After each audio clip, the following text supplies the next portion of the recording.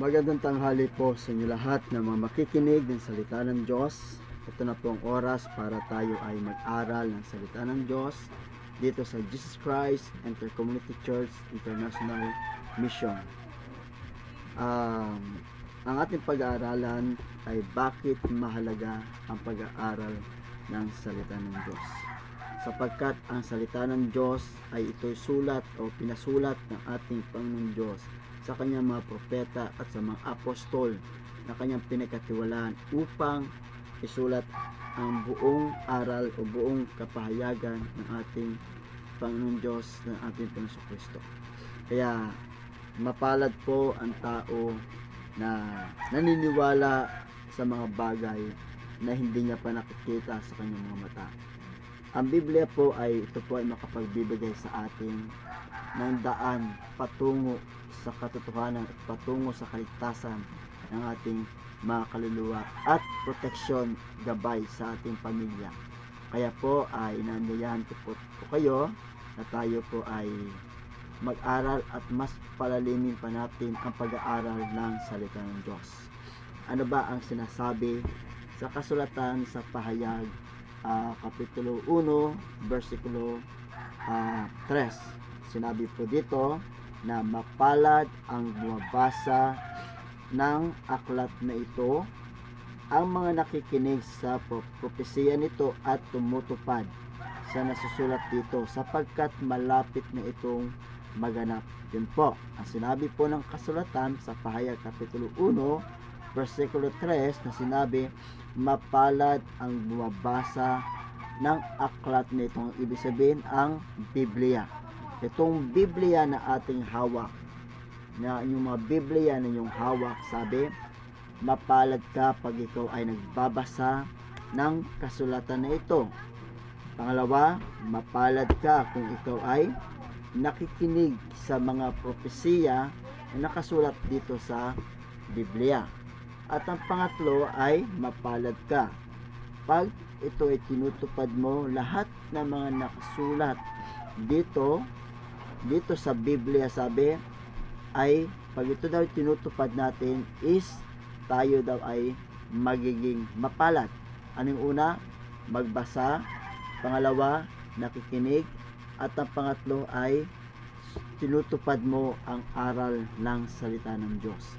Hindi lang po sa pagbabasa, hindi lamang po sa pakikinig, ay dapat din natin sundin kung ano ang kalooban ng ating Diyos na nasa langit.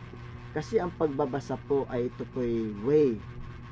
Ito'y paraan para malaman natin ang buong katotohanan ng turo ng ating Panginoong Kristo na siya po ay nabubuhay pa o isa po ay nagkatawan tao dito sa mundo. Kaya po ay patuloy tayong makinig ng salita ng Diyos. Kaya sabi dito, kung gusto mo maging mapalad, kailangan magbasa ka ng salita ng Diyos. Pangalawa ay pakinggan mo ang lahat ng mga propesiya na iyong naririnig na binabasa ng mga lingkod ng Diyos na nakasulat dito sa Biblia. At ang pangatlo ay dapat nating tuparin kung ano po ang mga dapat sundin o sa mga turo ng ating Panginoong Hesukristo. Kaya malinaw rin po ang sinabi po sa ika-2 Timoteo Kapitulo 3, versikulo 16 at 17. Sinabi ito, ang lahat ng kasulatan ay pinasiya ng Diyos at nagagamit sa pagtuturo ng katotohanan, sa pagtatama sa maling katuruan, sa pagtutuwid sa likong gawain at sa pagsasanay para sa matuwid na pamumuhay, upang ang lingkod ng Diyos ay maging karapat-dapat at handa sa lahat ng mabubuting gawain. Malinaw po ang sinabi sa kasulatan sa 2 Timoteo Kapitulo 3, 16 at 17. Sabi rito, ang lahat ng kasulatan, ang ibig sabihin kasulatan, itong nilalaman ng Biblia mula sa Lumang Tipan at sa Bagong Tipan, mula sa Genesis hanggang Revelation, yan po ang kasulatan na kinasihan ng Diyos na makapangyarihan sa langit. Kaya sabi, mula Genesis to Revelation, ay meron po siyang bilang na 66. Ang lumang tipan po ay meron po siyang 39 na libro at ang bagong tipan naman po ay meron po siyang 27 na libro. Kaya ang bilang lahat ay 66 na libro na nabibilang sa buong Biblia. Kaya gusto ng Diyos na tayo ay mag-aral ng salita ng Diyos. Gusto ng Diyos na malaman natin kung ano ba talaga ang katotohanan na nais na iparating sa atin ng Diyos. Kaya importante at mahalaga na tayo ay magbabasa ng kasulatan ng Diyos. Pag sinabing ang lahat ng kasulatan ay kinasihan ng Diyos, ibig sabihin, ang Biblia po ay magagamit sa pagtuturo ng katotohanan. Walang ibang libro, walang ibang Biblia na sinasabi meron pang ibang salita ng Diyos, walang ibang Biblia na ating matatagpuan kundi ang Bible na isinulat ng mga propeta at mga apostol ng Diyos. Kaya sinabi, mapalad ka pag binabasa mo ang kanyang kasulatan. Bakit? Kasi sinabi dito, ang Biblia daw ay magagamit sa pagtuturo ng katotohanan. Ibig sabihin, walang ibang magtuturo ng katotohanan kundi ang Biblia na ating binabasa, sapagkat lahat po dito ay nakasulat, ang lahat ng kanyang mga propesiya, lahat ng mga ginawa ng ating Panginoong Kristo, lahat ng hiwaga na ginawa ng Diyos sa Israelita at sa mga taong sumusunod sa ating Panginoong Kristo, naniniwala sa kanya habang siya ay nagtuturo sa mundo na siya umakyat sa langit hanggang sa ating panahon. Sabi, mapalad ka kung magbabasa ka ng kasulatan dahil dito mo matatagpuan ang pagtuturo ng buong katotohanan. Sabihin, ito na yung oras na dapat natin gagawin. Kasi tayo ay naghahanap ng katotohanan. Kasi marami kasing mga nagki-claim ng mga simbahan na sila daw lamang ang katotohanan. Pag hindi ka papasok sa kanilang simbahan o papasok sa kanilang relihiyon, ay hindi ka maliligtas. Paano naman yung ibang simbahan na nagtuturo ng katotohanan, na nagki-claim din na sinasabi sila katotohanan? Kaya wala akong babanggitin kung ano mga pangalan ng simbahan na yan. Ang importante dito is focus dito tayo sa sinasabi sa Biblia. Ulitin ko, sabi, ang lahat ng kasulatan ay kinasihan ng Diyos. Kaya meron pong kapangyarihan na authority na ang Biblia na ating ginagamit ay may kakayahan na magtuturo ng buong katotohanan sa turo ng ating Panginoon Diyos. Ngayon, mas lalo natin palalimin ang pag-aaral ng salita ng Diyos. Pangalawa, sinabi rito, ang Biblia ay magagamit sa pagtatama sa mga maling katuruan. Ito na po tayo. Sabihin, may mga nangangaral ng salita ng Diyos na nagtuturo ng mali, at may mga nangangaral ng salita ng Diyos na nagtuturo ng 100% na tama, at merong iba nangangaral ng salita ng Diyos na 50% na mali at 50% na tama. Pero wala namang magsasabi na mali ang kanilang katuruan. Wala rin magkiklaim ng bawat grupo na sila ay 50-50 ang kanilang aral. Ibig sabihin may mali at may tama. Lahat po na nag-aaral, lahat po ng mga naniniwala o nagbabasa ng Biblia o nagtuturo ng salita ng Diyos ay sinasabi nila sila po ay nagtuturo ng tunay na aral, at hindi nila sasabihin na mali ang kanilang aral. Pero paano natin malalaman na ang kanilang turo ay mali? Kailangan din natin pag-aralan kung ano ang kanilang mga katuruan o doktrina na kanilang sinusunod, at ibase natin at iano natin dito sa salita ng Diyos kung itinuturo ba nila ay nandito po ba, ay ito po ay nakasulat ba dito sa Biblia, at talagang Bible based ba talaga ang kanilang itinuturo. Kaya dito is malaking tulong ang pagbabasa, malaking tulong ang pag-aaral ng salita ng Diyos, kasi sinabi talaga ang Biblia ay magagamit sa pagtatama sa maling katuruan. Ibig sabihin, kung ang aral na iyong natanggap ay tama, hindi na kailangan pang itama kasi tama na po siya. Pero kung ang aral na akala mo ay tama, pero pagdating sa Biblia ay mali, ay dapat itong ituwid at itama ng salita ng Diyos para hindi ka maging inosente, hindi ka maging bulag sa mga itinuturo ng iba.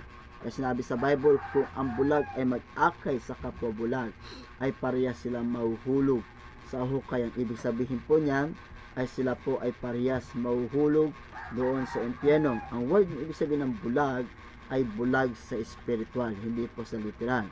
Kasi kung parehas silang bulag sa katotohanan at sila'y namatay, ay sila po ay parehas na mahuhulog doon sa dagat-dagatang apoy.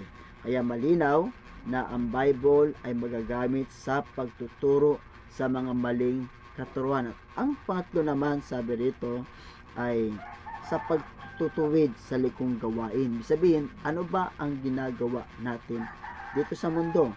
Bakit kailangan ituwid ang ating mga likong gawain? Totoo po yan. Maraming mga tao na naniniwala na hindi po sila nagkakamali, na hindi na kailangan pa sila ituwid sapagkat sila po ay marami ng alam at nabasa na nila ang kasulatan. Pero sinabi dito, tuturuan tayo ng Biblia, ng salita ng Diyos, kung ano yung mga ginagawa natin dito sa mundo, kung ano ba yung mga mali na dapat ituwid ng salita ng Diyos para tayo ay ihanda ng Diyos para sa paghuhukom kung tayo ay mawala ng buhay sa mundong ito, o kaya ay sa kanyang pagbabalik ay kukunin niya ang kanyang mga anak na patuloy na nagpapatuwid at patuloy na nakikinig ng salita ng Diyos at tumutupad sa kanyang kasulatan. Kung tayo po ay magpapatuwid sa ating mga likong gawain, maganda po yan, kapatid, sapagkat yon po ang tanda na tayo ay magpapasakop sa aral ng ating Panginoong Hesukristo. At ang pang-apat daw dito ay ang pagsasanay para sa matuwid na pamumuhay. Ano bang pamumuhay na ginagawa natin dito sa mundo? Namumuhay ba tayo sa pagsunod sa kalooban ng Diyos? Namumuhay tayo sa ating sariling kagustuhan? Kung tayo ay gustong mamuhay sa kagustuhan ng Diyos, ay kailangan tayong magsanay o kailangan tayong magpa-train sa mga lingkod ng Diyos, sa mga pastor na nagtuturo sa salita ng Diyos. Dapat tayong makinig sa kanila. Dapat tayong mag-aral ng salita ng Diyos gaya ng ginagawa ng mga pastor, mga workers, mga missionaries na walang sawa na mangaral at ipangaral ang salita ng Diyos sa buong mundo. Kaya dito sabi, ang Biblia daw ang magsasanay sa atin para ang ating pamumuhay habang nabubuhay tayo sa mundo ay gusto ng Diyos tayo ay matutunan natin ang tamang katotohanan. Pangalawa ay malaman natin kung ano ang mga ano ba talagang maling aral na ating kinagisnan. At ang masunod, sabi rito ay para tayo ay tuwid sa lahat ng likong gawain dito sa mundo. Pag-aaralan natin sa sunod yung mga ano bang mga likong gawain na dapat nating iwasan, na dapat nating talikuran. Ito yung ang mga likong gawain, ito yung mga kasalanan na dapat nating talikuran. Kaya dito sabi ng Diyos ay gusto ng ating Diyos na upang ang lingkod ng Diyos ay magiging karapat-dapat at handa sa lahat ng mabubuting gawa. Is the word, take note po tayo. Ang ibig sabihin ng mabubuting gawa, ito po ay mabubuting gawa para sa pagsunod sa aral at kautusan ng ating Panginoon Diyos. Hindi po lahat ng mabubuti ito ay hindi po lahat ng mabuti ay nasa Diyos, kundi mas maraming mabubuti na tinatawag na mabuti sa harapan ng tao, pero pagkatalikod yun pala ay kaplastikan o peke o nagmamaskara lamang sila. Kaya dito sa pag-aaral ng salita ng Diyos ay dapat natin alamin na ang Biblia po ay kinasihan ang Biblia po ay nahati sa dalawa, sa luma at sa bagong tipan, na ito'y covenant na pakipag-usap natin sa Diyos sa pamamagitan ng kanyang salita dito sa Biblia. Kaya sinabi rin po sa Biblia na hindi natin pwedeng bawasan, hindi natin pwedeng dagdagan ang nilalaman ng Biblia, at hindi natin pwedeng baguhin ang bawat nakasulat sa Biblia.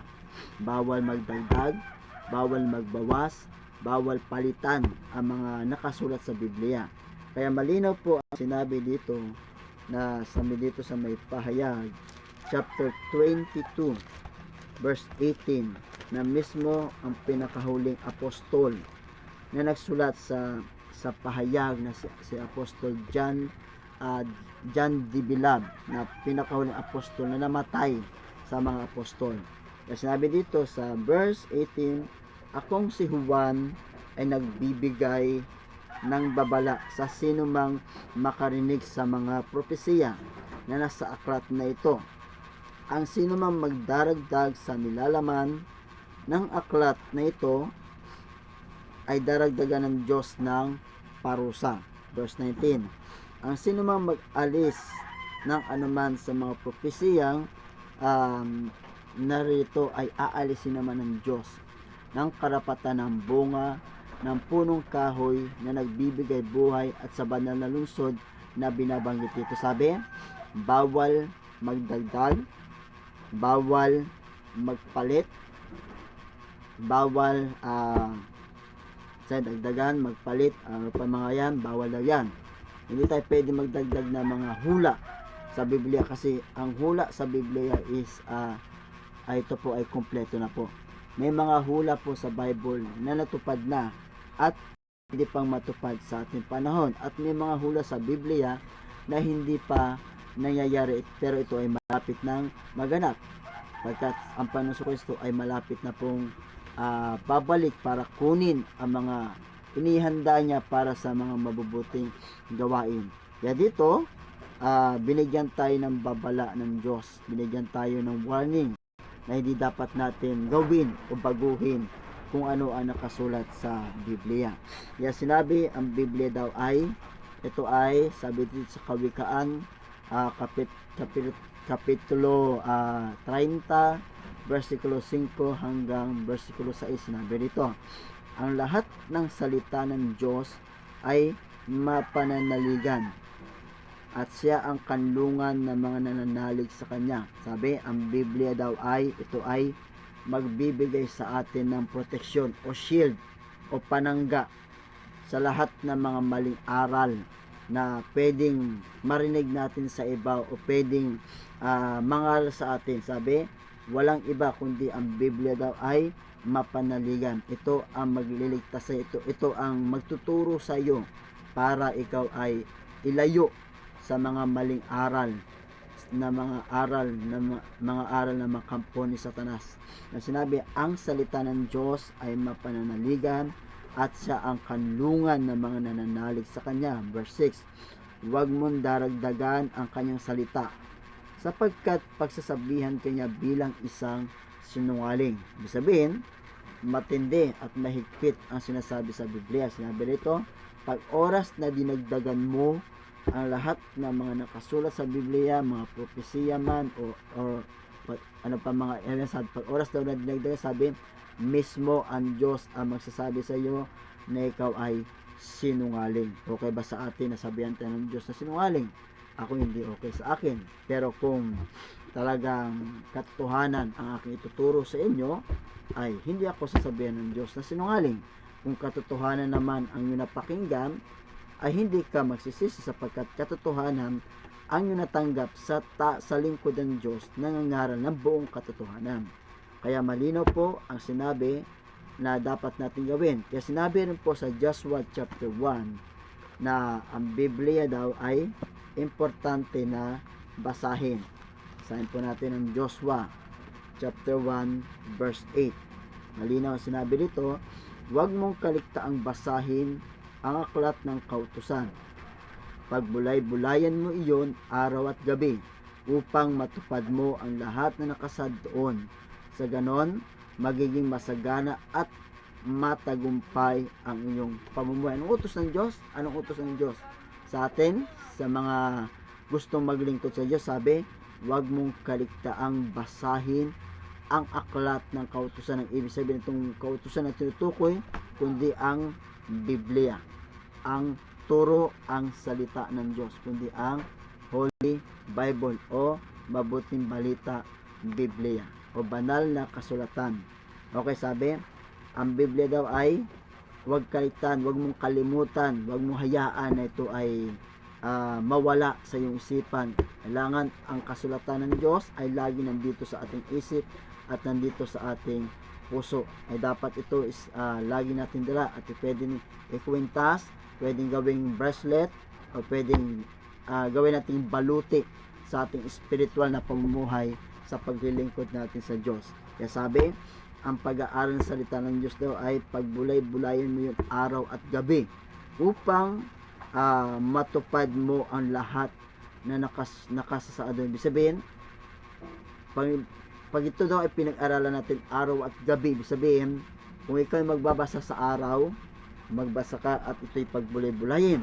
Pag ikaw magbabasa sa gabi, ito ay aralin, pagbulay-bulayin. Mas maganda kung oras o pwedeng kada oras, kada 2 oras, basta ang importante dito is mabasa natin at mas lalo mapalalim pa natin ang pag-aaral ng salita ng Diyos. Kasi pag ito ay nagawa natin, sabi, ay matutupad mo ang lahat na nakasulat, nakasaad doon. Ibig sabihin, matutupad natin ang lahat ng mga nakasulat dito sa salita ng Diyos, sa kautusan ng Diyos.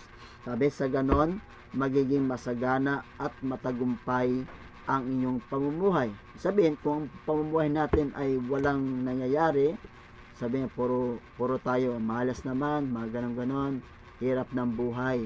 Pero kung tayo po ay patuloy na maglilingkod at magbabasa at susundin natin ang kanyang kalooban, sabi rito, ang pangako ng Diyos, sabi, sa ganon, magiging masagana at matagumpay ang iyong pamumuhay sa ating pamilya, pamumuhay sa ating kaibigan, pamumuhay sa ibang tao, sa simbahan, at pamumuhay para sa harapan ng ating Panginoon Diyos na nagbigay sa atin ng buhay at pag-asa.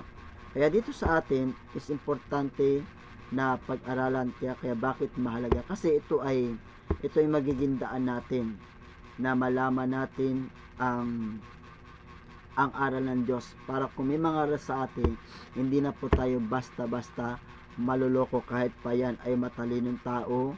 Pero kung hindi sa lingkod ng Diyos, kayang-kaya natin ipagtanggol ang katotohanan sa mga taong nais mangurap ng maling aral, nais na baguhin ang Biblia.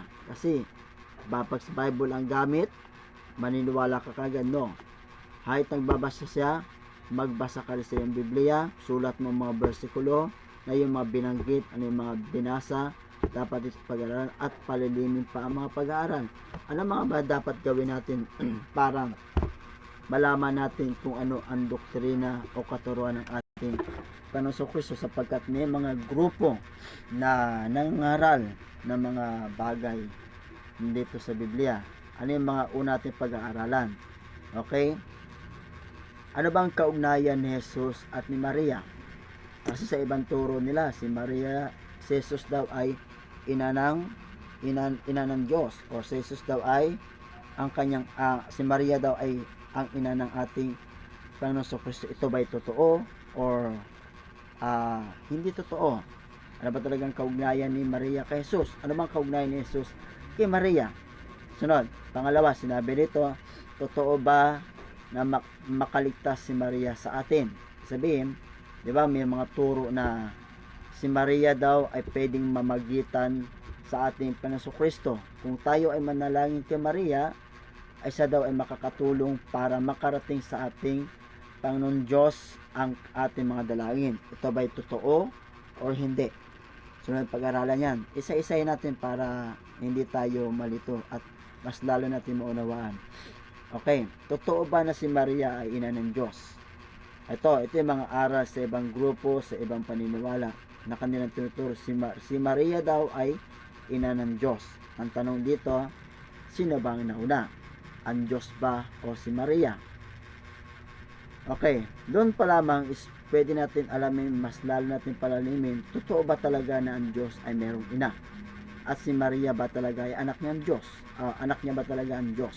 Yun is lalo nating pag-aaralan. Is very excited. Napaka-excited po ang pag-aaral ito pag ito ay nyo natutunan.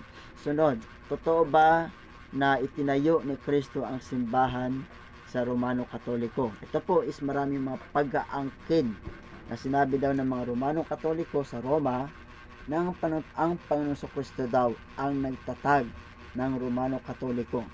Yan yung mga doktrina na dapat natin pag-aaralan. Totoo ba na si Kristo ang nagtatag ng simbahan ng Romano Katoliko? Okay. Sunod, sabi ito, komunyon. Ano ba talaga ang tamang turo sa komunyon? Yung komunyon na ito ay dapat natin palalimin ang pag-aaral. Kasi may nagkukomunyon na kulang, may komunyon naman na kumpleto, may nagkukomunyon naman na ang tinapay ay may libadora, pero may ano ba talagang komunyon? Pag-aaralan natin kung ano ibig sabihin ng pagkukomunyon. Sunod, mga kaluluwa. Ito yung mga araw pag dumarating ng November, araw ng mga kaluluwa, araw ng patay. Ang totoo ba nakasulat to sa Biblia at inutos ba ng Diyos ito na pag araw ng patay ay ating ipagfiesta ang kanilang mga araw ng kanilang kamatayan? Kailangan, yung ba tinuturo sa Biblia o turo ba ng ating Panginoon Kristo? Turo ba ito ng Diyos? Kung ito turo ng Diyos, gawin natin.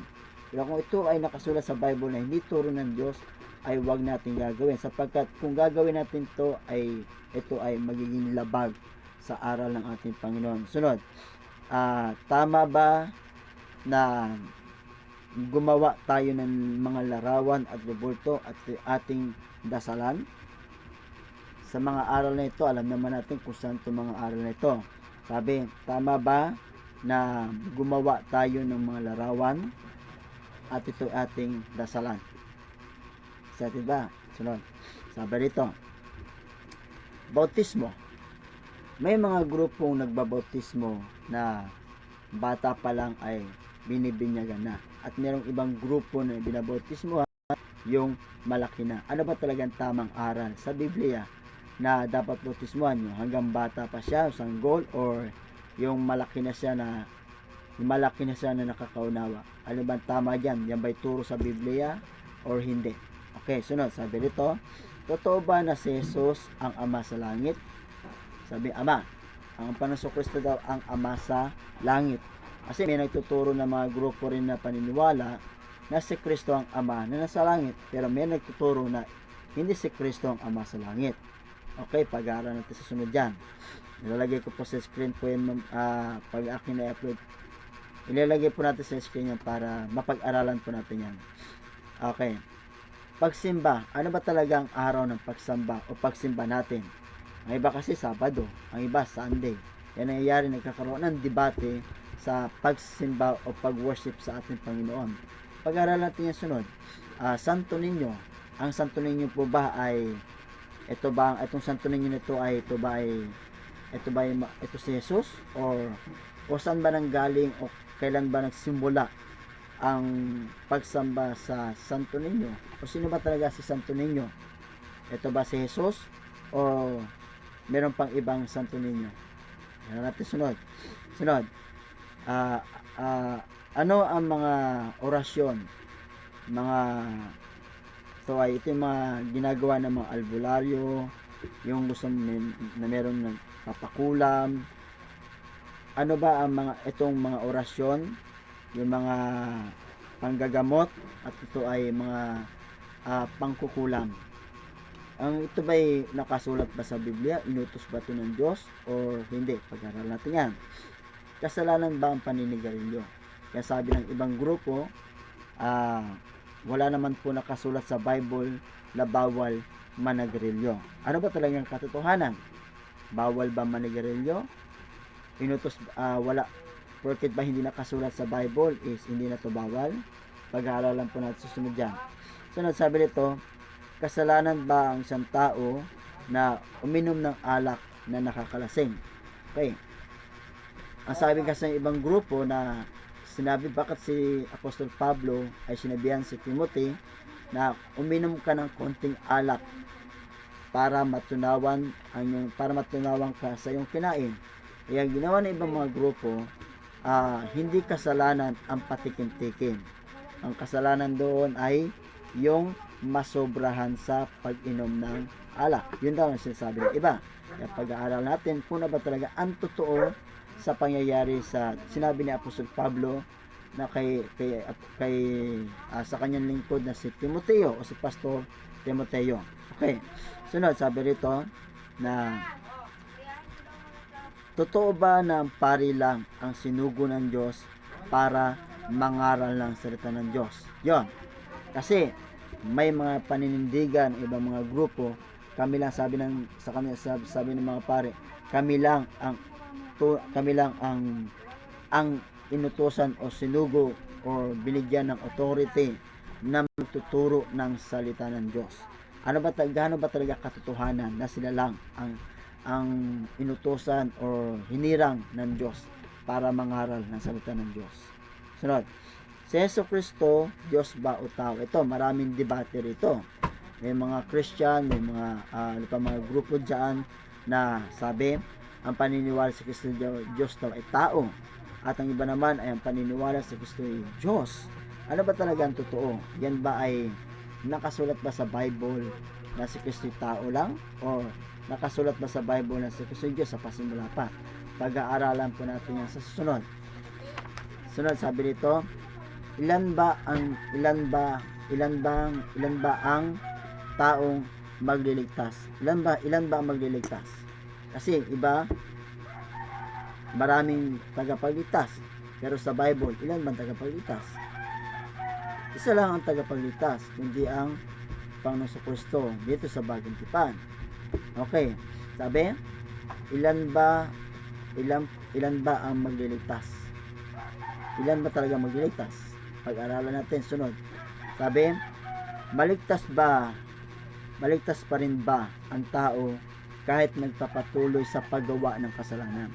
Okay, may mga turo dito na sumampalataya ka lang, maliligtas ka na. Pag sumampalataya ka sa Diyos, Panginoon Kristo, maliligtas ka. Kahit gumawa ka pa ng kasalanan, ligtas ka pa rin. Yun yung mga turo sa iba. Hindi ko babanggitin kung ano yung mga grupo na naniniwala sa mga ganyan. Sunod, sabi rito, maraming grupo o relihiyon, alin ba ang totoo? Sabi, ito sasabi ko kanina, napakaraming mga paniniwala, maraming grupo na nangaral sa nito. Ang tanong dito, sino ba talaga ang totoo? Sino ba talaga ang totoo? Okay? Pag-aaral natin yung sunod. Ang pwede ba ang babae na magdala ng simbahan? Ito, maraming debate rin dito na sabi, lalaki lang ang pwede magdala o maging pastor sa simbahan. Ang babae ay wala naman nakasulat sa Bible na pastora. Sabi, pwede daw ang babae maging pastor o maging pastora sa simbahan kasi wala naman sinabi sa Bible na lalaki lang. Wala rin sinabi sa Bible na babae lang. Hindi, may mga aral na dapat natin pag-aralan. Sunod dito, ang pagbibigay ng ikapo o natawag na tithes and offering. Ito po, alam naman natin kung sino yung mga simbahan o grupo na mga nagtuturo ng ganyan. Pero hindi ibig sabihin tinuturo ang tithes and offering para mamera o mayaman ang mga nagtuturo. Pero tinatawag ito, biblical po ito. Kung sinabi ba sa Bible na tapos na ang pagbibigay ng ikapo, offering lang, ay dapat natin paniwalaan. Kapag sinabi sa Bible na itong dalawang ito ay dapat natin gawin, na ibigay sa gawain ng Diyos, ay dapat natin gawin. Kaya dito sa atin sa pag-aaral, itong 21 na katuruan na ating pag-aaralan, actually marami pa ito, pero ito yung mga major na ating pag-aaralan na dapat nating tuklasin ano ba talaga ang katotohanan na nais na iparating sa atin ng Diyos na dapat natin malaman para hindi tayo mailigaw ng kahit sino mga ngaral dyan dito sa sanlibutan.